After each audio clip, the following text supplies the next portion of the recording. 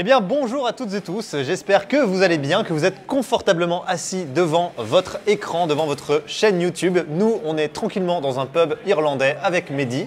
Je suis Arthur, on est tous les deux cofondateurs de Time for the Planet. Et aujourd'hui, on a décidé de faire une conférence apéro. Parce qu'on trouvait que conférence tout court, c'était quand même sacrément chiant comme truc. Alors que conférence apéro, on se sent quand même tout de suite mieux. En plus, on va parler du dérèglement climatique. Donc plus on peut être dans des dispositions joviales, mieux c'est accueillable. Bon, alors de quoi on va parler exactement d'ailleurs, Mehdi? Ben, je vous le demande bien. Eh bien, on va parler de hacker le changement climatique, c'est quand même ce qu'on a mis sur notre présentation. Et on va le faire modestement. Comment est-ce qu'on peut hacker le changement climatique ensemble et tout seul? Vous allez voir, il y a plusieurs parties. Alors si on prend cette magnifique zapette, merci pour le vin, on a aujourd'hui au programme deux choses principales. La première des choses, c'est comment est-ce qu'on peut se hacker soi-même. Parce que vous allez le voir, comme l'indique plus ou moins bien ce camembert dont la répartition n'est pas forcément tout à fait exacte selon les sources, on a besoin de deux choses, ça c'est certain, à la fois d'actions collectives et à la fois d'actions individuelles. Et donc on va commencer par les actions individuelles avant tout ça. Pour se hacker soi-même, je crois, Mehdi, qu'on a besoin de quelques prérequis, si tu veux bien nous en parler rapidement. Il faut prendre le système tel qu'il est, c'est-à-dire qu'il faut accepter que ce système, c'est 7 milliards d'individus, c'est des millions d'entreprises, c'est des dizaines, des centaines d'États, certains avec des gouvernements choisis, d'autres imposés. Et en fait, ce système, on est obligé de le prendre tel qu'il est, pas tel qu'on aimerait qu'il soit. C'est vraiment la toute première chose pour arriver à vraiment se mettre en action. D'ailleurs, est-ce qu'on pourrait pas arrêter ce bruit de pub irlandais là? Non, parce que c'est chiant quand même à la longue. Ah, c'est beaucoup mieux là. Mieux. Donc ça, c'était le premier prérequis. Le deuxième prérequis, évidemment, c'est de se fixer un objectif concret. Et donc là, l'objectif, il est quand même connu, hein. Tous les scientifiques du monde se sont à peu près mis d'accord, ce qui est quand même plutôt un gage de qualité de la chose. On doit atteindre la neutralité carbone. C'est ça l'objectif pour tout le monde. Alors qu'est-ce que c'est la neutralité carbone? C'est ce fameux moment où les émissions que l'humanité met dans l'atmosphère sont intégralement compensées parce que la planète est capable de capturer elle-même, puisqu'il y a plein de mécaniques pour capter du CO2 qui sont naturelles, les forêts, les océans, les écosystèmes. Et si on arrive à l'équilibre entre ce que nous on émet et ce que la planète capte, eh bien on est à cette fameuse neutralité carbone. C'est pour ça que c'est super important. Troisième prérequis essentiel, comprendre les ordres de grandeur. Alors on vous rassure tout de suite, on ne va pas faire un concours de... C'est pas l'objet de cette slide, mais peut-être que tu peux introduire les ordres de grandeur, Mehdi, avec quelques exemples pour qu'on comprenne de quoi on parle. Oui, alors j'aurais peut-être pas mis le mot introduire en même temps que ta dernière phrase, mais ce que je peux dire, c'est que sur les ordres de grandeur, il faut vraiment se concentrer sur ce qui a le plus d'impact en premier lieu. Par exemple, je pense que vous avez tous une fois entendu quelqu'un râler derrière vous en disant « c'est pas Versailles ici, éteignez les lumières, éteignez les lumières, éteignez les lumières ». C'est vrai, une lumière allumée, c'est de l'électricité. L'électricité, c'est toujours un peu de carbone. Mais ce qu'il faut avoir en tête, c'est que si ce midi, à cette table, vous décidez de mettre un steak, c'est comme si vous aviez laissé la lumière allumée pendant 365 jours. Et donc, il faut avoir conscience de ces ordres de grandeur parce qu'il y a quelques secteurs, en tant qu'individu, on parle de se hacker soi-même, hein, on vous rappelle, qui sont vraiment, vraiment prioritaires. Typiquement, c'est comment est-ce que vous vous déplacez. Il y a des modes de transport, vous le savez, qui sont bien mieux que d'autres en termes de carbone. Comment est-ce que vous vous alimentez et comment vous consommez? En gros, c'est principalement ça. Il y a aussi les bâtiments, comment est-ce que vos bâtiments sont isolés ou pas. Mais principalement, on est sur ces actions-là. On va vous expliquer comment vous pouvez vous hacker parce que des fois, on a un peu l'impression que c'est impossible de faire bouger quoi que ce soit et qu'en fait, on est tous condamnés. C'est pas du tout vrai. Et ça, c'est pas nous qui le disons, c'est le consensus scientifique mondial. Et donc, il faut absolument qu'on ait conscience du fait qu'on peut faire bouger les choses. Alors, pour bien comprendre comment est-ce qu'on peut se hacker en tant qu'individu, en tant que personne, pour la première partie de cette conf, on va revenir sur cette fameuse roue, boucle de l'inaction. Est-ce que Mehdi, tu voudrais nous l'expliquer quand même, que tout le monde capte un peu pourquoi personne ne fout rien? Oui, la boucle de l'inaction, c'est quelque chose de vraiment fascinant et qu'il faut absolument avoir en tête pour démarrer quoi que ce soit. En gros, ça consiste pour n'importe quel élément de cette roue, donc vous voyez, le citoyen, le politique et l'entreprise, de dire « c'est vrai que moi je pourrais faire quelque chose », mais c'est d'abord celui de juste après qui doit commencer. Le citoyen peut très bien dire ça. Il peut dire « les politiques ne font rien, il y aurait énormément de choses à faire au niveau politique, pourquoi est-ce que moi je commencerais à m'embêter et à me mettre des bâtons dans les roues et à rendre ma vie plus compliquée si je vois que les politiques ne se sont pas bougés ?» Et les politiques, ils ont une excuse, eux, ou... Ouais, les politiques, ils ont une excuse évidente. À chaque fois qu'ils essaient de prendre une mesure, mais même, ne serait-ce qu'une micro-mesure, même pas quelque chose de gigantesque, eh bien, ils ont des lobbies d'entreprises, parfois même de citoyens, qui viennent leur dire « Bah ouais, mais nous, c'est pas possible parce que ça nous pose plein de problèmes, etc. » Donc, le politique dit « Bah en fait, moi, je suis là que pour finalement constater les changements de mentalité qui ont déjà eu lieu et les mettre en œuvre, mais si les mentalités n'ont pas changé, moi, le politique, je ne peux rien. » Et juste derrière, vous avez quoi? Vous avez les entreprises. Et les entreprises, elles, qu'est-ce qu'elles disent? Bah oui, c'est vrai, ok, je produis des choses qui sont carbonées, mais enfin, je les vends et les gens les achètent. Pourquoi est-ce que j'arrêterais de vendre quelque chose si les gens les achètent? C'est mon objet social de vendre des trucs. C'est même ce que les gens me réclament, a priori, c'est ça ce qu'elles disent. Exactement. Donc vous voyez que là, on a beaucoup palabré, mais on n'a toujours rien foutu, par contre. Ça, c'est une force de l'humanité, je trouve, quand même. Exactement. Donc, pour arriver à enrayer cette roue d'inaction, ce qu'il faut, c'est qu'à un moment donné, il y en ait un qui, ici, arrive à se dire bah, « moi, je vais aller dans le sens inverse ». Oui, parce que ce qui est sûr, c'est que si personne ne fout rien, personne ne fout rien. Ça, je pense que là-dessus, tout le monde sera d'accord. Et c'est d'autant plus important que sur le slide d'après, qui va vraiment passer là par magie, voilà, on se rend compte que c'est d'autant plus absurde de dire que c'est à l'autre de démarrer que souvent l'autre, c'est moi. Pourquoi? Parce que si je dis, ok, les politiques ne font rien, oui, mais enfin, qui est-ce qui fait venir les politiques là, je parle des sociétés avec les systèmes de vote et d'élection, bah, c'est quand même nous. Qui est-ce qui travaille dans les entreprises? Qui est-ce qui peut prendre des décisions dans l'entreprise? Qui est-ce qui peut amener des sujets dans les entreprises? C'est nous, parce qu'en fait, on y travaille. Mais même quand on n'y travaille pas, on est encore plus important parce qu'on achète, donc on est les clients. Le fait de dire, bah, en fait, c'est aux autres de démarrer, constater que les autres, c'est moi, normalement, ça doit quand même déclencher quelque chose qui s'appelle la mise en action et qui fait un bien fou. C'est ce que tu montres ici, du coup, voilà, en fait, on est responsable, entre guillemets, parce que c'est nous qui épargnons, qui consommons, qui votons, qui travaillons. Donc, tous les éléments dont on parle, en fait, on interagit avec. Et c'est là qu'on arrive au point important de ce premier hack qui nous concerne, nous, en tant qu'individus et en tant que personne physique. Le hack, c'est qu'en fait, on peut décider d'agir tout seul. Et c'est précisément ça qui va faire la différence. Et c'est ça qui est génial, c'est qu'en fait, on n'a pas besoin d'être des millions et de dépendre d'autres institutions pour agir. On peut commencer tout seul. Et la force du truc, et ce qui est vraiment incroyable, c'est qu'on l'a vu avec la roue de l'inaction. Quand une personne dit « bah moi, tant pis ce que les autres pensent, tant pis ce qu'ils fassent ou pas, tant pis les grands groupes, tant pis les politiques », je vais faire parce que ça me permet de me sentir mieux avec moi-même et parce que j'ai compris qu'il fallait faire ça, donc je le fais pour ne pas être en dissonance. Et il faut se dire je le fais pour moi. Je le fais juste pour moi. Tant pis si le monde brûle, tant pis si ça rate, tant pis si j'ai l'air con, je le fais pour moi. C'est vraiment ça le premier hack. Et d'ailleurs, on n'a toujours pas défini ce que c'était un hack. Peut-être qu'on peut donner quelques mots sur ça avant de passer dans les vrais gros hacks de Time for the Planet. Oui, donc là, c'est là qu'on va être obligé de parler de sécurité informatique. Non, ça va. On va pas laisser les gens se déconnecter, t'inquiète. Ok. Alors, non, le hack, c'est vrai que c'est plus quelque chose qui est connu dans le milieu de la sécurité informatique. Mais en fait, ça consiste tout simplement à dire que quand il y a un très très gros système complexe, très difficile à comprendre et à manager, une façon de le faire bouger, c'est de trouver un endroit, une faiblesse, sur laquelle appuyer de façon la plus intelligente possible pour pouvoir le faire évoluer en entier. C'est un peu comme le judo en fait. Hein. C'est toi le sportif, hein, donc là-dessus je te laisse peut-être plus expliquer techniquement comment ça fonctionne. Je ne donnerai aucun point technique, mais c'est vrai qu'au judo, pour faire tomber son adversaire, en fait, on utilise le poids de l'adversaire. Parce que si on essaye avec notre poids à nous, l'adversaire ne bouge pas. Par contre, si on arrive à déséquilibrer l'adversaire et à l'emmener avec son propre poids en ajoutant le nôtre, alors là, il tombe et on a peut-être même une chance de lui péter un truc. C'est quand même pas mal. Et donc là, on fait cette analogie pour le modèle en disant est-ce qu'on est capable de faire changer ce modèle qui nous paraît inchangeable si on y va de front comme ça, sans armes et sans réfléchir?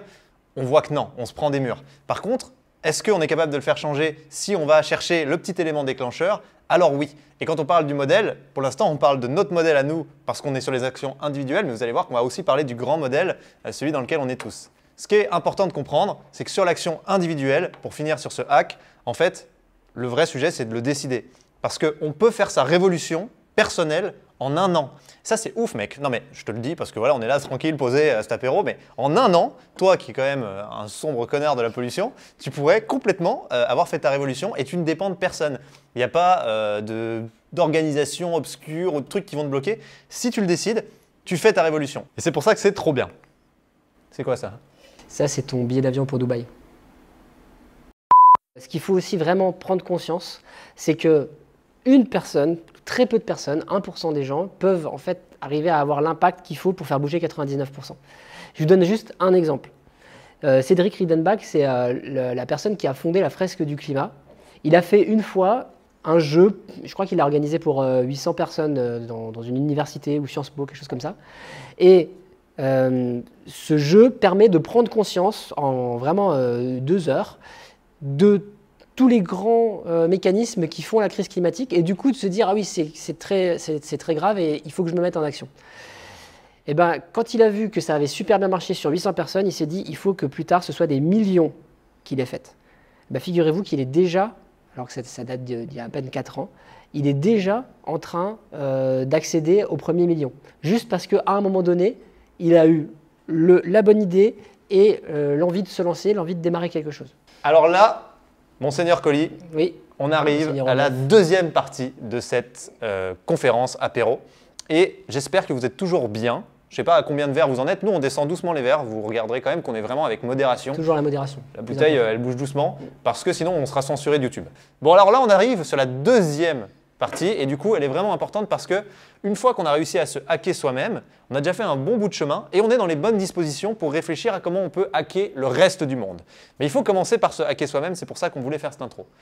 Hacker le reste du monde, ça peut paraître ambitieux, mais comme on l'a dit tout à l'heure, vous allez le voir, ça se passe grâce à des raccourcis. Et en allant chercher ces raccourcis, on peut vraiment faire la différence. Alors, pour hacker complètement le reste du monde, on ne va pas se mentir, on ne peut pas le faire tout seul ce truc-là. Ça passe forcément par le collectif. Et donc, il faut trouver un groupe, un clan avec lequel on peut agir de concert pour démultiplier son impact et faire quelque chose qui est beaucoup plus ambitieux que ce qu'on pourrait faire seul. Alors peut-être tu peux nous expliquer cet enfer là qui est sur le graphique là. Oui, alors au-delà de faire un examen de la vue à tout le monde, il y a quand même un enjeu très important sur ce graphique qu'il faut comprendre. Déjà c'est un graphique donc il faut se rendre à César ce qui lui appartient. Hein.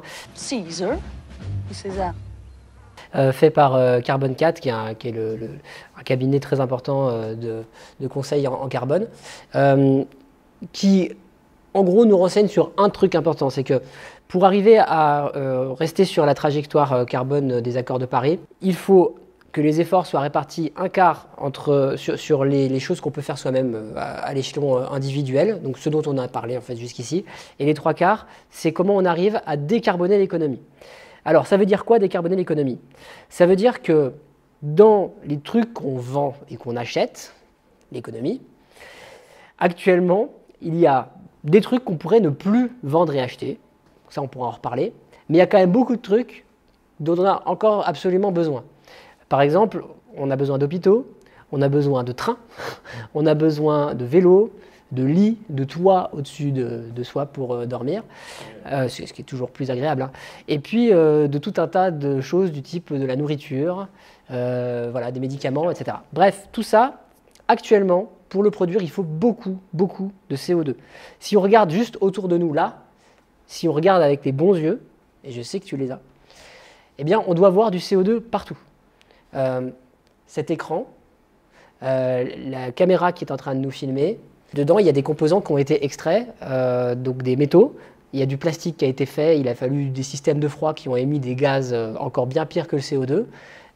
Cette table a nécessité d'être transportée, probablement par des camions, peut-être même par des bateaux. Donc tout ça, en fait, tout autour de nous, là, c'est du CO2. Donc, la question, c'est comment on arrive à faire en sorte qu'il y ait autour de nous que ce qui est vraiment indispensable et qu'en plus de ça, ce qui est vraiment indispensable ait été produit avec très, très peu de carbone. En effet, il y a une part de sobriété inévitable. Et la sobriété, en fait, l'objectif, c'est d'accompagner un changement de modèle vers une sobriété prospère qui nous permet de continuer à avoir des modes de vie qu'on trouve sympas, mais sans avoir à consommer toujours plus de trucs. Et pourtant, même si on pousse le curseur de la sobriété à fond, comme tu le dis très bien, il faut quand même qu'on décarbone l'industrie. Et en effet, pour ça, il y aura des trucs à proposer. Et donc pour faire ça, il nous faut plusieurs choses. Mais il nous faut déjà, d'abord, avoir choisi son moyen d'action. Nous, aujourd'hui, on va vous donner l'exemple de Time for the Planet parce que Time for the Planet, c'est une dizaine de grands hacks qui sont les mécaniques profondes de ce qu'on a mis en place, au-delà de ce que vous voyez peut-être de l'extérieur, c'est-à-dire une boîte qui déploie des innovations pour décarboner. Non, il y a des mécaniques beaucoup plus profondes qui sont justement ces fameux raccourcis et qui permettent à Time for the Planet d'avoir de l'impact. Mais en fait, vous pouvez choisir plein de moyens d'action. Si vous êtes par exemple, vous travaillez dans la banque, vous pouvez choisir de monter en grade pour pouvoir avoir un impact sur le comité de direction et faire en sorte que la banque, de manière plus globale, prenne une autre direction. Je sais pas, tu as peut-être un autre exemple de moyen d'action qu'on peut choisir en dehors de… Oui, bien sûr. Moi, je pense à tous ceux qui ont fait les filières juridiques. Il y a énormément à faire. Vous avez vu que l'État a pu être condamné en justice pour inaction climatique. Ça, en fait, c'est une action juridique qui a beaucoup d'impact parce que l'État, du coup, quand il voit que les tribunaux évoluent dans leur jurisprudence, il est obligé de se bouger et ça peut avoir un impact à très grande échelle. Donc, finalement, j'ai des compétences en droit, je vais les mettre au service du climat. Exactement. What else? Une fois qu'on a choisi son moyen d'action, il faut avoir un plan. Et donc là, on va vous parler de notre plan. On va prendre cet exemple Time for the Planet, mais ça n'enlève rien au fait que la logique de cette conférence, c'est que vous compreniez les grands hacks qu'on peut avoir pour faire un cheval de Troie du modèle. Vous allez voir, Time for the Planet, c'est ça. C'est pas l'idée de dire on va conforter le modèle tel qu'il est en mettant des pansements sur les bobos. C'est l'idée de dire on va penser le changement plutôt que de changer les pansements, comme dit cette fameuse phrase. Et l'idée, c'est de se dire comment est-ce qu'avec ce qu'il y a dans le modèle, on est capable d'amener un cheval de Troie à l'intérieur et de faire en sorte qu'avec ce qu'il y a dedans, on fasse se transformer, on fasse évoluer le modèle dans sa globalité. Je note que tu as réussi à dire la phrase sur les pansements sans te tromper, et ça, franchement, rien que pour ça, ça vaut le coup, je trouve, de lancer la vidéo.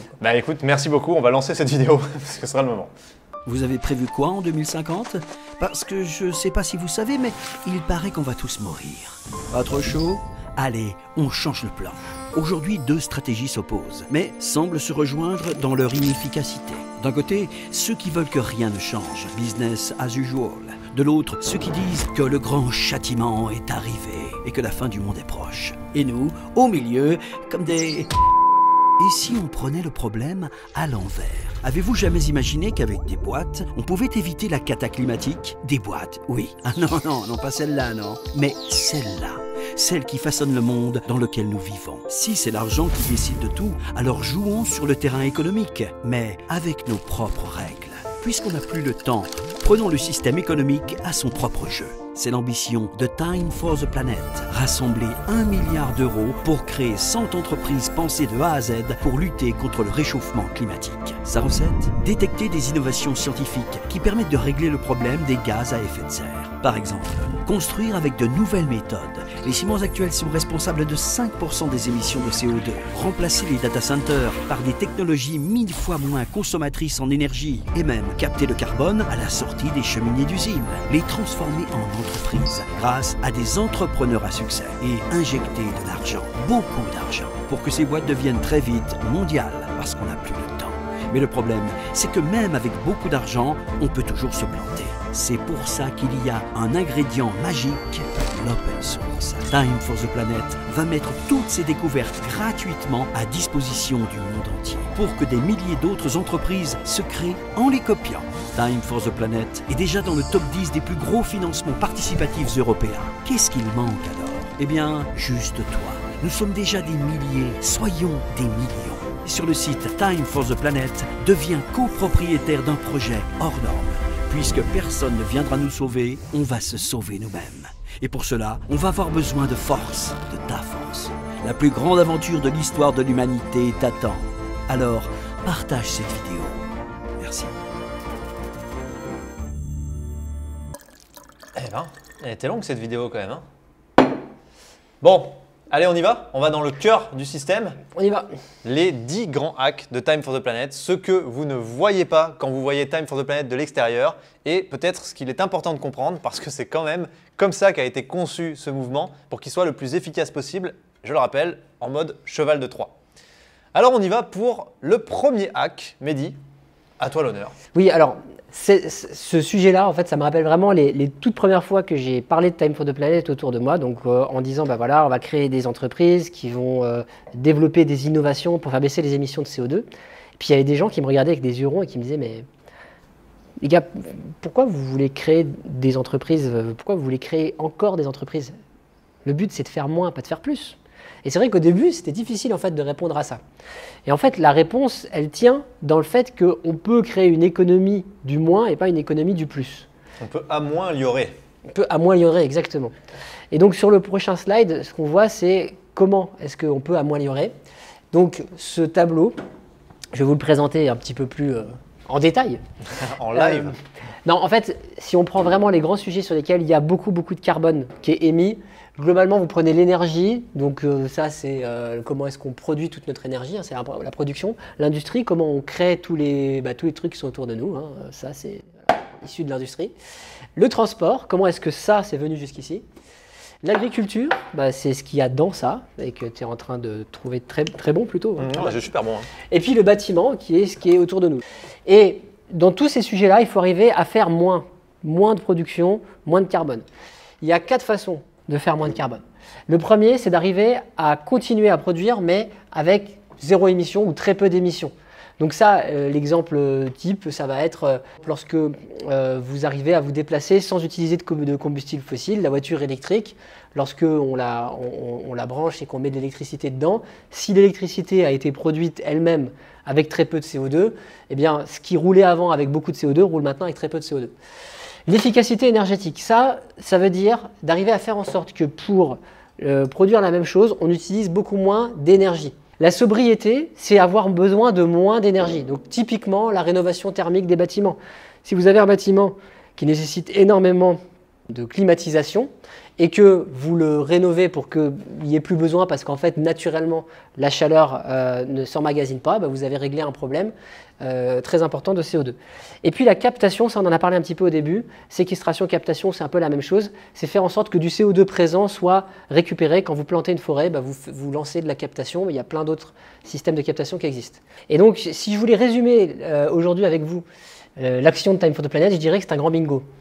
Ça, c'est le bingo Time for the Planet. Ici, vous voyez des noms d'entreprises. Ces entreprises, ce sont des entreprises soit créées, soit financées par Time for the Planet. Vous avez vu la vidéo, Time identifie des innovations, investit et fait en sorte que ces innovations deviennent le plus vite possible mondiales. On expliquera après pas mal de points qui font qu'on maximise les chances qu'elles deviennent mondiales.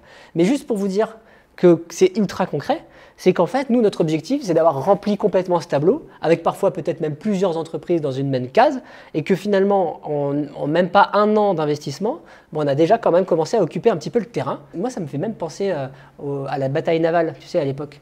J'ai toujours été très mauvais. Tu as toujours été très mauvais. Ouais, mais c'était quand même bien. Hein. C'est pour ça qu'on t'a choisi. C'est pour ça qu'on a investi dans Beyond the Sea. Vous regarderez. Allez. Eh bien, du coup, présente-nous Beyond the Sea. Alors, Beyond the Sea. Non, alors, donc là, on va prendre un petit peu le temps d'expliquer comment fonctionne chaque innovation, parce que c'est ça qui permet de comprendre comment elle décarbone massivement. Donc, c'est vraiment essentiel. Beyond the Sea, c'est un kite. Donc, un kite, c'est une grande voile géante qui peut faire 200, 600 mètres carrés. Et quand on l'installe sur n'importe quel bateau, mais vraiment je parle de n'importe quel bateau, et notamment les supertankers, vous savez, les gigantesques bateaux qui sont énormément émetteurs, l'ensemble de la marine marchande, hein, c'est 2 à 3% des émissions de CO2 mondiales. Ce serait le 6e plus gros pollueur du monde si c'était un pays. Ouais. Ouais, voilà, donc c'est vraiment énorme. Eh bien, quand on place ce kite-là, on peut baisser la consommation de ce bateau de 20 à 85% selon la route qu'il emprunte, donc selon les vents en fait, et puis les courants. Ce qui permet finalement, avec une seule innovation, d'avoir un impact mondial gigantesque. Carbon Time, on a parlé de séquestration tout à l'heure, on a parlé des forêts. Les forêts, c'est fantastique et il faut continuer à en faire. Malheureusement, l'actualité montre qu'elles ont quelques limites, comme le fait qu'elles brûlent. Et lorsqu'un arbre meurt, il va rendre tout le CO2 qu'il avait emmagasiné, il va le rendre dans l'atmosphère. Donc nous, on a cherché des solutions très pérennes et donc la minéralisation en est une. Je vous la fais très simple. C'est de l'olivine, qui est une roche volcanique. On la concasse en tout petits grains, qu'on place dans l'eau des océans, les bords des océans, là où il y a beaucoup de courant. Et le courant va jouer un rôle d'abrasion, ce qui va faire que la roche va se coller au fond de l'océan et séquestrer le carbone. Mais il ne peut pas le séquestrer juste pour 30 ans ou 60 ans comme un arbre, ou même 200 ou 300 ans selon la durée de vie, mais il va le faire pour des millions d'années. Et une fois que c'est dans l'eau, ça va pas disparaître. Donc c'est ultra pérenne. Et juste pour donner un ordre de grandeur, l'olivine, si on prenait une couche de 3 cm qu'on mettrait sur une surface comme la Manche, ça permettrait de capter le CO2 de la France, l'Angleterre et le Benelux. Donc c'est vraiment un projet massif à très grande échelle. Voilà, donc après, Leviathan Dynamics, là c'est très simple à comprendre. Vous voyez qu'il fait chaud là. Si on voulait vraiment se rafraîchir, la seule solution qu'on aurait là vraiment, ce serait de mettre une clim. Et si on mettait une clim, eh bien il y aurait du froid, certes, mais il y aurait aussi des gaz HFC qui seraient émis en fuite, donc, comme dans tous les systèmes de froid. Et les gaz HFC, c'est 15 000 fois pire que le CO2. Donc, le but de Leviathan Dynamics, c'est de faire en sorte qu'un système de froid puisse n'émettre aucun gaz HFC, et donc il les remplace par de l'eau. C'est complètement game changer parce que c'est 2% des émissions mondiales qui, juste avec cette innovation-là, peuvent disparaître si elle devient elle-même mondiale. Eh ben, très cool ces innovations. S'il vous plaît. On n'est pas dans un bar, Arthur. Peut-être une petite vidéo de comment sont sélectionnées les innovations, voilà comment ça marche quoi, pour ces fameux innovateurs qui pourraient nous regarder en ce moment. Oui, c'est vrai que c'est hyper important pour nous du coup d'avoir plein d'innovateurs qui nous contactent pour qu'on les finance et puis qu'on travaille ensemble pour que ça grandisse à grande échelle. Et cette vidéo, elle est pour eux. Elle est pour vous. Today, the biggest challenge for humanity is climate change. We all need to fight it. You've designed a solution to reduce greenhouse gas emissions on a global scale? You can be our hero. Tomorrow, your innovation can change the lives of millions of people all over the world. The problem is, having that good idea isn't enough to make it happen. You're going to need money, great entrepreneurial skills, and an efficient business model to spread all around the world. The good news is, Time for the Planet is here to bring all that to you. So let's start with the easiest, money. We invest in capital between 100,000 and several million euros, so you can focus on your mission, developing your solution, not spending your time looking for funds. Then your innovation needs to find the market. More than a guide, we offer you a partner. An entrepreneur with great experience will join your team of founders to help you radically change the world, avoiding a major ecological disaster. Finally, you won't have a big impact by staying small. For that, we need a strong economic strategy. To beat your competitors? Nope. Be smarter. Make them allies. Together, we will create a unique business model based on free licenses. This model will allow your innovation to become standard all over the world, and your business to achieve profitability more quickly. Pretty cool, no? One last thing. There are also these guys. They are the tens of thousands of Time for the Planet shareholders, citizens, SMEs, large groups. They are counting on you. You can count on them.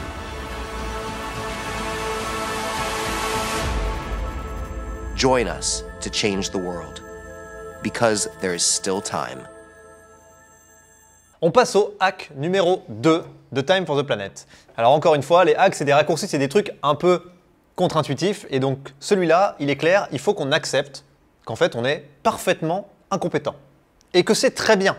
En fait, toute la force de Time for the Planet, c'est que ça ne repose pas sur nous en tant qu'individus. Parce que si ça reposait uniquement sur nous, on pourrait beaucoup moins réussir la mission de Time for the Planet. La force de Time for the Planet, c'est que ça repose sur une multitude d'individus plus compétents, tous plus compétents les uns que les autres dans certains domaines spécifiques. On va chercher des très bons entrepreneurs qui s'occupent de déployer ces innovations. Les innovateurs sont des pontes sur leurs innovations. Et même dans le fonctionnement de Time for the Planet au quotidien, en fait, on va chercher des gens qui ont des expertises très pointues quand on a des besoins. On va chercher des gens qui nous aident à faire connaître Time for the Planet dans leur cercle, dans leur réseau, parce qu'ils le feront toujours mieux que nous, parce que c'est leur cercle et leur réseau. Et on a aussi, par exemple, des évaluateurs qui sont des gens qui vont passer du temps pour nous aider à qualifier les innovations qu'on reçoit. Donc, toute la force du modèle et tout le hack numéro 2, c'est qu'on a décidé dès le départ que nous, on ne serait pas capable de faire reposer tout ça sur nos épaules, mais que si on en faisait un mouvement mondial et que tout le monde s'emparait de cet objet pour l'aider à grandir de là où il est avec ses compétences, son temps et son réseau, alors là, ouais, on avait une chance de faire un gros truc. Je te laisse passer sur le hack numéro 3. Alors, twister le modèle actuel en détournant les meilleurs éléments. Ça, c'est un point fondamental. Jusqu'ici, quand on a dit Time for the Planet va financer des entreprises, on peut avoir l'impression qu'on a un fonds d'investissement. C'est vrai, mais c'est qu'une partie de notre mission. Finalement, c'est même la partie la plus simple. Le truc, c'est que même quand vous avez une super innovation et de l'argent, vous pouvez encore vous planter 1000 fois. Parce que ce qui fait que la plupart des innovations les plus fondamentales en fait, pour l'être humain sont encore bloquées dans les laboratoires et risquent d'y rester bloquées, c'est que les personnes qui les inventent, donc les scientifiques, les ingénieurs, les chercheurs, sont en général tout sauf des entrepreneurs. On ne peut pas être bon dans tout. C'est même diamétralement l'opposé de leur métier. Hein. Et en plus, voilà, et c'est pas du tout la même reprocher. façon de penser, clairement. Donc quand on est scientifique, on a besoin de maîtriser l'entièreté de son projet de A à Z avec tous les détails et de prévoir beaucoup de choses. Quand on est entrepreneur, c'est l'inverse. Il faut faire avec les premières briques qu'on commence à avoir, commencer à vendre aux autres en disant « Regardez ce que j'ai, ça va être génial », créer de l'engouement, et ensuite, autour des premiers qui vont dire « Ouais, moi je veux ce produit-là », continuer à l'améliorer et commercialiser en même temps qu'on fait la R&D. Ça, c'est très rarement fait, malheureusement. Or, c'est la condition même du succès. Donc, plutôt que de se dire qu'on allait arriver à faire transformer des ingénieurs et des chercheurs en entrepreneurs à succès, on s'est dit qu'on allait plutôt aller chercher des entrepreneurs à succès et leur dire, bon, bah voilà, vous avez réussi des choses, vous avez des compétences qui sont assez rares, parce qu'en fait, les compétences entrepreneuriales sont assez rares, et si vous les mettiez au service de la cause la plus importante qui soit, qui est la survie de notre espèce, parce que c'est de ça quand même dont on est en train de parler. Et figurez-vous que présenté comme ça, on n'a pas tant de mal que ça à recevoir des candidatures. Donc on a vraiment des super entrepreneurs, et donc c'est tout simple, on les fait rentrer dans la société, et ça a des effets incroyables. C'est-à-dire que je parle par exemple de boîtes qui peuvent exister depuis 5 ans, qui n'ont jamais fait de chiffre d'affaires ou quelques dizaines de milliers, et qui en 6 mois génèrent des centaines de milliers d'euros de chiffre d'affaires, remplissent tout leur carnet de commandes, alors que c'est la même techno, c'est juste que c'est la techno, mais vendue, marketée, transformée en un produit. C'est ça toute la difficulté, et c'est l'entrepreneur qui va amener cette compétence-là. Mais ce qu'il faut voir, c'est qu'il y a énormément d'entrepreneurs qui ne savent juste pas en fait, quoi faire, parce qu'ils ne sont pas chercheurs justement, donc ils attendent que des projets soient visibles. Et Time fait justement ce matching. Hein. Tu dis souvent qu'on est le Tinder de l'entrepreneuriat, mais c'est plus vrai que jamais. Surtout quand on voit à quel point il y a maintenant des boîtes qui se vident de sens toutes seules. Quand je voyais l'autre fois une entreprise qui s'est montée, qui fait de la pub maintenant un peu partout, et le produit, c'est un bracelet qu'on met autour pour pouvoir payer. Ça veut dire qu'en fait, la proposition de valeur, c'est qu'au lieu de devoir sortir mon téléphone pour aller payer, j'ai juste besoin d'allonger mon bras. Donc, je trouve ça génial. Il y a peut-être une demi-calorie au passage d'ailleurs qui va se perdre. Donc vous voyez, j'ai vu passer un lanceur de croquettes pour chiens, voilà, j'ai vu passer des aspirateurs à linge à mettre à l'intérieur des maisons et qui aspirent le linge pour l'amener directement, même pas dans la machine à laver, mais juste dans le panier à linge. Non, voilà, c'est juste pour dire, en fait, entrepreneurs, entrepreneuses de talent, on a besoin de vous, venons faire des choses qui sont juste indispensables pour la poursuite de notre société. Alors on peut passer au hack numéro 4. Celui-là, il est vraiment important chez Time for the Planet. C'est qu'on a décidé que le dérèglement climatique, on allait en faire un truc excitant. Parce qu'en fait, personne, en tout cas moi j'en ai pas croisé beaucoup, des gens qui ont envie de s'impliquer dans une cause où tout le monde est dépressif et où tout le monde se tire dessus. Donc nous, chez Time for the Planet, on a décidé qu'on allait agir pour le climat en apéroisant le changement climatique. C'est ce qu'on fait même dans nos conférences apéro, parce qu'on pense que les gens ont besoin d'être motivés par quelque chose qui fait envie, par un futur qui est désirable, et aussi que les gens ont envie de se sentir dans une démarche qui est joyeuse, qui est collective, où on a envie d'agir ensemble. Le numéro 5 pour Monsieur Colli. Oui, le numéro 5. Inverser totalement le modèle du brevet. Alors ça, c'est un de mes préférés. Parce que dans le hack, il y a vraiment le fait d'utiliser un truc qui existe, mais de le changer sa façon d'être utilisé. Donc le truc qui existe, là en l'occurrence, c'est le brevet. Le brevet, c'est ce qui permet actuellement, dans l'économie telle qu'elle est pensée, à une personne qui a investi du temps et de l'argent dans une innovation, d'empêcher tous les autres d'innover à partir de ce savoir-faire. Ça peut se comprendre dans l'économie classique. Par contre, dans l'économie contrainte, avec un changement climatique qui va beaucoup plus vite que ce qu'on souhaiterait et qui va plus vite que nous, eh bien, ça devient un problème. D'ailleurs, j'ai vu passer des papiers récemment de gens qui appellent à supprimer la propriété intellectuelle, donc supprimer tous les brevets en rapport avec le climat. Donc finalement, il y a même des gens qui vont encore plus loin que nous. Nous, en fait, ce qu'on a dit, c'est le brevet, on va l'utiliser, mais non plus pour empêcher les autres d'innover, mais pour organiser l'innovation de tous. Ça se passe de façon très simple. On fait un brevet, et ensuite on crée une licence, donc c'est un contrat, que n'importe qui peut venir signer. Et s'il signe, il gagne le droit d'utiliser, commercialiser, copier l'innovation, totalement gratuitement. En échange, S'il fait une amélioration, il doit nous transmettre cette amélioration pour qu'on en fasse aussi un brevet et qu'on la mette aussi à disposition de tout le monde. Le brevet ici est central parce qu'on empêche d'autres personnes de ne pas partager. Et en fait, ce qui est assez intéressant, c'est que pour les boîtes sur lesquelles on a investi il y a un peu plus de temps, donc quand je parle d'un peu plus de temps pour Carbon Impact, c'est même pas un an, c'est stratégique, c'est-à-dire que je ne peux pas donner tous les détails techniques parce que c'est encore en cours, mais globalement, le fait d'être plus rapide que d'autres pour récupérer une propriété intellectuelle importante nous a permis d'éviter que cette propriété intellectuelle soit du coup récupérée par des intérêts privés et de faire en sorte qu'un savoir-faire important pour la planète finalement soit relégué et utilisé que par un très très petit groupe d'individus. Donc on a déjà pu expérimenter la puissance de ce modèle. Et c'est vraiment un hack parce que ce qui est important et ce que tu dis est très vrai, on a vu des grands groupes ou d'autres entreprises se concentrer sur un brevet, faire en sorte que plus personne ne puisse les concurrencer autour de ce brevet et en fait juste échouer avec l'innovation parce que pas assez de moyens, parce que pas les bonnes personnes pour le faire et priver l'humanité d'une innovation qui pourrait être cruciale et typiquement dans la lutte contre le dérèglement climatique, faire une vraie différence pour nous. Il faut qu'on sorte de ce modèle. En fait, ce modèle devient dangereux à ce stade. Et donc, c'est hyper important d'arriver à faire ce twist et c'est très bien expliqué par Mehdi. La force de ce qu'on fait, c'est qu'on dépose un brevet pour faire en sorte que personne ne puisse déposer le brevet. Et c'est ça qui est intéressant. Bon, j'espère que vous êtes toujours confortablement installés devant votre canapé. On arrive tout doucement vers la fin de la conférence, mais on va faire une petite pause très rapide juste pour illustrer un peu le ton chez Time for the Planet. On vous en a parlé tout à l'heure lorsqu'on mettait en exemple un des hacks. À quoi ça ressemble le ton? Eh bien, on vous laisse avec cette vidéo.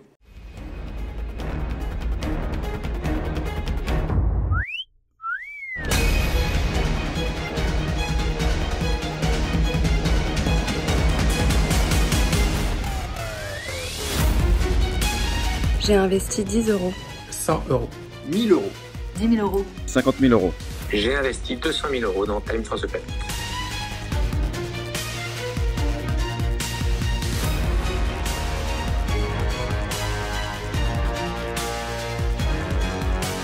Eu traduzo o site em português. Je traduis le site internet en portugais. In italiano. En roumain. En espagnol. Instante.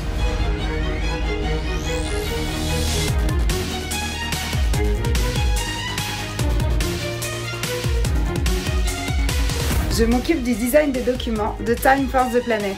Je convainc des entreprises d'investir dans Time for the Planet. J'ai fait un tour de France en vélo mobile et dans chaque ville, j'animais des conférences.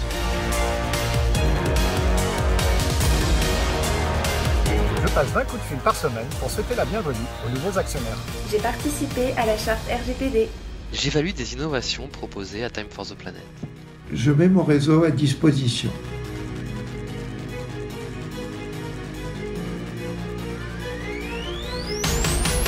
Je suis actionnaire. Je suis Time. Je suis Time for the Planet.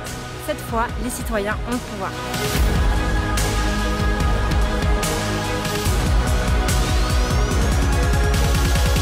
It is time for empowerment.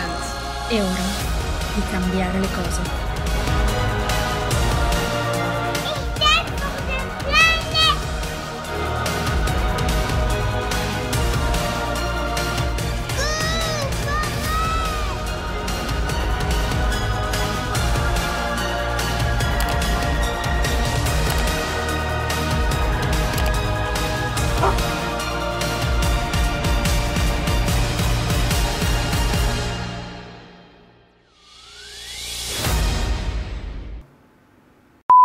Hack 6 du coup.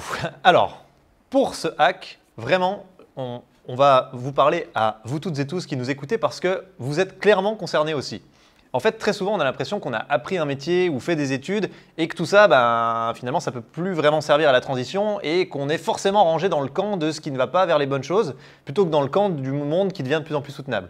En réalité, c'est complètement faux. La plupart des métiers, l'immense majorité même, peuvent juste être utilisés au bon endroit pour faire quelque chose qui, au contraire, nous aide à aller dans le bon sens. Et ça ne change rien à vos compétences et rien à ce que vous avez appris. Et c'est ça qui est plutôt cool. Et pour le coup, on est plutôt bien placé pour en parler parce que nous, on avait des activités qui étaient diamétralement à l'opposé de ce qu'il faut faire pour le climat. Et on a eu ce travail sur nous-mêmes en se disant comment est-ce que ce que je fais, je peux continuer de l'utiliser parce que c'est mon expertise, c'est ce que j'aime faire, mais pour que ça aille dans le bon sens. Typiquement, Mehdi, tu peux nous raconter ton expérience? Ouais, bah moi j'avais recruté une quinzaine de développeurs hyper qualifiés, et des gens super, vraiment super forts. Et puis un jour, je me suis réveillé en me disant, mais attends, le produit que tu développes et que tu vends, c'est un logiciel pour faire son référencement sur Google tout seul. Bon, jusqu'ici, ça a l'air cool. Mais le résultat, c'est quoi? C'est qu'en fait, tu as toutes ces personnes, toute cette matière grise, pour qu'à la fin, tu aies madameirma.com qui soit bien référencé sur le mot-clé retour de l'être aimé, quoi. Parce que, bon, effectivement, on avait quand même beaucoup de voyants. Et en fait, je me suis dit, mais est-ce que ces 20 personnes, plus moi, mes capacités d'entrepreneur, on est en train d'apporter la valeur là où elle est la plus grande? Moi, de mon côté, quand même, parce que je peux aussi témoigner de ça, mon travail, c'était de développer une application mobile le plus possible, qui était une sorte de concurrent de TikTok aux États-Unis. Et l'objectif, concrètement, hein, c'était de faire danser des gamins dégénérés sur des musiques débiles le plus possible et le plus longtemps possible. Et pareil, un jour, je me suis dit, bah, en fait, j'en ai rien à foutre, moi, de faire ça. C'est pas du tout ce que je veux faire de ma vie. Et pourtant, aujourd'hui, je continue de créer des communautés, ce qui était mon métier avant. Je fais exactement la même chose, mais au service de Time for the Planet, donc la communauté de Time for the Planet. Et ça me permet de continuer la même activité sans tout bousiller et en faisant un truc qui fait un peu plus de sens. Donc ça, c'est vraiment un hack qui est important. On est capable d'utiliser les mêmes savoir-faire, les mêmes compétences, mais au service de quelque chose qui peut aller vers un monde plus soutenable. Mais il faut donner des exemples. Tout à fait. Et vu qu'on est des hackers, on a appelé ça le hack 6.5. Ce que vous voyez là, c'est une page du site Time for the Planet et c'est un exemple de comment on peut utiliser le référencement naturel, qui était mon ancien métier, pour faire venir du monde sur le site et faire en sorte qu'on ait plein de gens qui deviennent actionnaires, ce qui est quand même fondamental parce que pour pouvoir investir, il faut des actionnaires. Et donc, le hack ici, c'est de dire, puisque beaucoup de gens tapent sur Google des noms de gens qu'ils connaissent pour en savoir plus sur eux, on va faire en sorte que quand ils tapent les noms, ils tombent sur des pages qui présentent l'engagement de nos actionnaires. Et donc pour ça, ce qu'on a fait, c'est permis à n'importe quel de nos actionnaires de créer en fait sa page sur Time for the Planet en mettant un petit texte pour expliquer pourquoi il est devenu actionnaire. Et aujourd'hui, la première source de trafic issue de Google pour Time for the Planet, c'est ça, c'est les pages avec les gens qui googlisent et qui se disent « Ah mais tiens, je ne savais pas, je ne pensais pas qu'Alfred était actionnaire d'une société qui lutte contre le changement climatique, mais si, moi aussi, je devenais actionnaire. » Et ça marche super bien. Exactement. Dans la même veine, de mon côté, j'ai réutilisé des hacks très connus pour créer des communautés. J'ai aidé chaque personne qui nous suivait ou qui nous connaissait sur les réseaux à devenir un ambassadeur, donc à dépasser le stade de simplement followers, ou chaque associé à devenir plus qu'un associé, en faisant en sorte que le mouvement soit le plus connu possible. Et pour ça, eh ben, on leur distribue cette petite image, ce petit badge qu'ils peuvent relayer sur leurs réseaux sociaux et on leur met tout à disposition. Le texte, ils ont juste à le copier-coller, un tutoriel pour qu'ils comprennent comment faire un post parce que tout le monde ne sait pas faire un post sur les réseaux sociaux et donc il faut simplifier ça au maximum et ça, c'est typiquement un hack. Ce qui est important, je pense, vraiment avec ce hack 6.5 un peu mystérieux, c'est quand même que, encore une fois, ce qu'on fait, c'est pas qu'on se met en dehors du système pour dire ok, on va bricoler avec les moyens qu'on a en dehors du système pour essayer d'avoir de l'impact. On se dit, on n'y arrivera pas en fait. On bricolera pendant des millénaires. S'il faut, ça ne fera rien changer. Parce que le système a des armes extrêmement puissantes. Et donc, la logique de Time for the Planet, c'est de se dire, au contraire, utilisons les armes du système pour le transformer, pour le faire évoluer. Parce que là, on peut aller beaucoup plus vite. Et c'est pour ça qu'on parlait de cheval de Troie tout à l'heure. Parce que c'est vraiment ce qu'est Time for the Planet. Nous, on s'empare du marketing, qui peut être vécu comme le plus gros mal de tous les temps aujourd'hui. On s'empare des automatisations pour utiliser de la technologie, faire en sorte que les choses se fassent sans individu pour que ça se fasse le plus vite possible. On s'empare de l'argent, des réseaux sociaux. Et tous ces outils-là, on réfléchit à les utiliser pour faire changer le système de l'intérieur. Et c'est comme ça qu'a été pensé Time for the Planet, comme une façon de faire changer le modèle en s'appuyant sur ce qu'il a de plus fort. Et c'est ce qu'on disait avec l'exemple du judo tout à l'heure. Oui. Maintenant, je me rassois parce que ça fait un peu le mec qui s'emballe quand même. Pardon. Hack 7, on est de retour. Mehdi, celui-là, je pense qu'il est vraiment important, il est au cœur de ce qu'on fait. Inverser complètement le paradigme de l'entreprise, tranquillement, modestement. Oui, bah, c'est encore des trucs un petit peu contre-intuitifs. Je pense qu'un truc qui est bien en rapport avec le sujet de hacker, c'est un hack juridique. Je ne pensais pas que c'était possible, j'ai fait beaucoup d'études de droit et je ne pensais pas qu'on pouvait faire des hacks juridiques. Bah, en fait, on peut. Quand on a voulu créer une société commerciale à but non lucratif, on a vu plein d'avocats et tous les avocats nous disent « les gars, c'est pas possible, c'est interdit de mettre dans les statuts d'une société qu'il n'y aura pas de dividendes ». Et puis un jour, il y a un mec qui a rajouté « Tout ce qu'on peut faire, c'est limiter ou dire que ce sera suspendu à une condition donnée. » Ce mec avait encore un peu de cheveux avant de nous connaître. Voilà, là c'est vraiment terminé par contre. Et du coup, l'idée qu'on a eue, c'est de dire, bah, en fait, on va autoriser la répartition des dividendes. Par contre, ce sera que le jour où la température de la planète sera revenue à ce qu'il était en 1850. Donc avant même l'ère industrielle. Autrement dit, jamais, hein. Enfin en tout cas peut-être dans des 10 000 ou 100 000 ans, mais pas du coup à une période où on sera encore là pour le constater. Et donc ça, c'est un exemple de renversement du paradigme. Il y a un autre truc aussi qui est prévu dans les statuts, c'est notre date de mort. Enfin, pas celle d'Arthur et moi, mais plutôt celle de la société. On aimerait la connaître. Le jour où la société n'aura plus d'objets, c'est-à-dire que la lutte contre le changement climatique sera gagnée, à ce moment-là, la société disparaîtra. Ce n'est pas quelque chose qu'on a fait pour que ce soit activé, c'est juste quelque chose qui montre que notre entreprise n'a que pour but de lutter contre le changement climatique et n'a aucun autre objet. Et donc, de ce jour-là, elle disparaîtra. Une autre chose importante à comprendre quand on dit qu'on renverse le paradigme de l'entreprise aussi, c'est que chez nous, la communication précède toujours l'action. Peut-être que tu peux en parler juste, Mehdi, parce que tu maîtrises bien le sujet. Ça, c'est un des trucs pour lesquels on s'est le plus fait fouetter depuis le départ, mais c'est ce qui est compréhensible. Au sens figuré, bien entendu. Au sens figuré, oui. Enfin, en tout cas, de ce que je connais. Alors, pourquoi est-ce qu'on dit ça? On dit ça parce que Time for the Planet a vraiment été monté par des gens sans argent et sans réseau. Et quand on se fixe pour objectif de pouvoir investir des millions d'euros dans des innovations, qu'on n'a pas d'argent, qu'on ne sait pas où trouver ces innovations et qu'on ne sait encore moins les évaluer parce qu'on n'est pas du tout scientifique, on ne peut pas faire autrement que d'abord communiquer pour dire à tout le monde « venez nous aider », soit en mettant de l'argent, soit en étant dans notre comité scientifique, soit en étant évaluateur, soit juste en étant sur le chemin en disant les gars, continuez, c'est cool ce que vous faites, parce qu'en vrai, ça, c'est très important. Très important. Et ben, sans tout ça, on n'était pas capable d'avancer. Donc, on était obligé de communiquer très très fort dès le départ. Et ça a duré longtemps, parce qu'en fait, on a mis 1 an pour pouvoir collecter notre premier million, ce qui est moins que la somme qu'on a investie dans la première innovation. Et pour arriver, je pense, à 5 ou 6 000 actionnaires sur cette première année. C'est le fait d'avoir des milliers d'actionnaires qui nous a permis de convaincre un comité scientifique. Il y a des gens du CNRS, il y a des gens de l'INRAE, il y a des évaluateurs de la Commission européenne. Ils ne seraient pas venus donner du temps gratuitement si on était juste venus les 5 pélos comme ça. Hey, bonjour, on a envie d'évaluer des innovations. Ok, vous avez quoi? Bah, rien. Ok, bah, vous reviendrez plus tard. Enfin voilà, c'est évident que ce n'est pas possible. Donc, on a communiqué très fort. Hack 8 maintenant, celui-là aussi est très important, j'espère que vous allez toujours bien, que vous avez encore des cacahuètes. On arrive bientôt à la fin, je vous rappelle qu'il n'y a que 10 hacks, donc ça va. Il nous reste quelques cacahuètes. Tu peux en manger, je t'en prie. Le hack 8, il est crucial chez Time for the Planet, puisque c'est l'idée de dire qu'on va faire confiance à tout le monde par principe. Donc dès le départ, nous, à l'inverse de ce qui se fait normalement, c'est-à-dire je ne te fais pas confiance, prouve-moi que je peux te faire confiance, on dit je te fais pleinement confiance, aucun problème, vas-y. Et ce que ça veut dire, c'est qu'en gros, tout le monde, tout actionnaire de Time for the Planet a toute prérogative pour faire grandir le mouvement, puisque ce mouvement lui appartient autant que nous. Il est autant que nous copropriétaire du truc et donc il a autant que nous le rôle de faire grandir tout ça. Et on ne peut pas, aujourd'hui on est 57 000, vérifier que 57 000 personnes sont dignes de confiance, ne vont pas raconter des bêtises, etc. Donc tant pis, on s'assoit là-dessus et on fait confiance pour que tout le monde puisse porter le message et faire grandir cet objet parce que c'est leur objet aussi. Et donc la force du truc, on peut aussi l'exprimer avec des exemples comme le fait que les gens deviennent évaluateurs. On en a parlé très rapidement tout à l'heure. Aujourd'hui, notre processus de sélection fonctionne en 4 étapes. Il y a un comité scientifique, mais c'est la deuxième étape. La première étape, c'est d'abord de présélectionner des innovations. On en a reçu presque 1000 aujourd'hui en 1 an.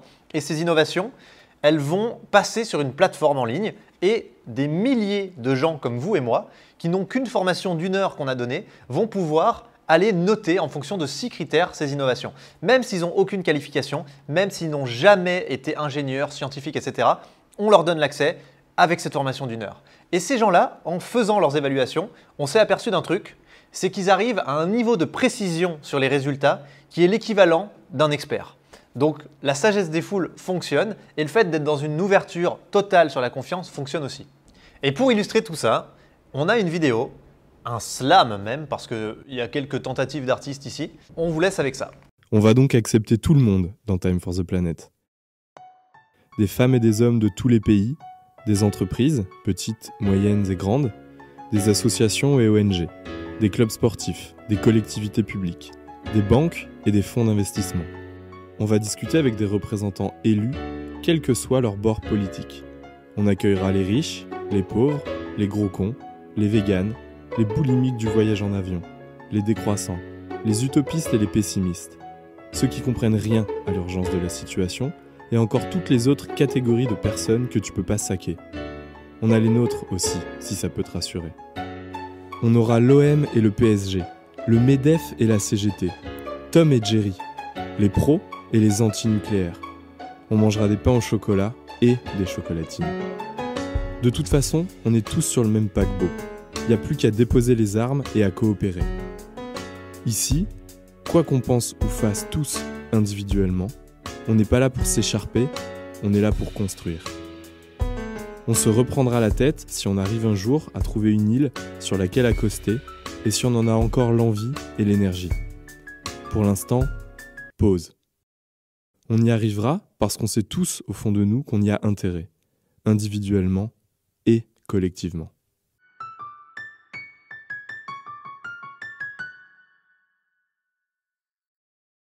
Vous avez vu que la communauté est immense, qu'elle continue de prendre. Mais c'est ça, elle est immense et ils acceptent regardez tout ce le qu'ils monde. disent. Mais oui, c'est ça, c'est écrit. Ils acceptent les femmes, les hommes de tout pays, des entreprises, des associations, des clubs sportifs, des banques, des fonds d'investissement. Donc voilà, c'est vraiment ouvert à tout le monde. Voilà, l'idée, ce titre, la pisser sous la douche, c'est bien, c'est vraiment de dire que les gestes, c'est super. Il faut tous continuer à les faire et on s'y encourage toute l'année avec des initiatives. Ça montre qu'on peut tous s'impliquer, mais aujourd'hui, il faut frapper plus fort. Ouais, faut y aller. Depuis le 29 juillet, on a vu plusieurs reportages dans les journaux. Nous vivons à crédit, c'est-à-dire que la planète a atteint le jour du dépassement. À compter de cette date, ça veut dire que nous avons épuisé toutes les ressources que la planète peut nous offrir pour cette année. Il faut agir. Agissons maintenant. avec Time for the Planet. C'est une Merci beaucoup, belle façon de le faire. Olivia. Voilà, donc ça c'était pour illustrer le fait que quand on insuffle un certain ton au sein de notre communauté et dans toute notre communication, c'est directement transmis aux gens de l'extérieur et en particulier aux médias. Vous avez vu comment ces deux journalistes réagissent en parlant de Time for the Planet. Elles se marrent, elles sont super positives, alors qu'elles sont quand même en train de parler juste de l'effondrement de notre civilisation qui est en cours. Et du coup, on voit à quel point, juste en insufflant quelque chose, ça peut se démultiplier. Et ça, c'est super puissant. C'est quelque chose qu'on n'avait pas forcément anticipé au départ, mais on voulait le partager avec vous parce qu'en fait, il faut vraiment que tout le monde fasse ça.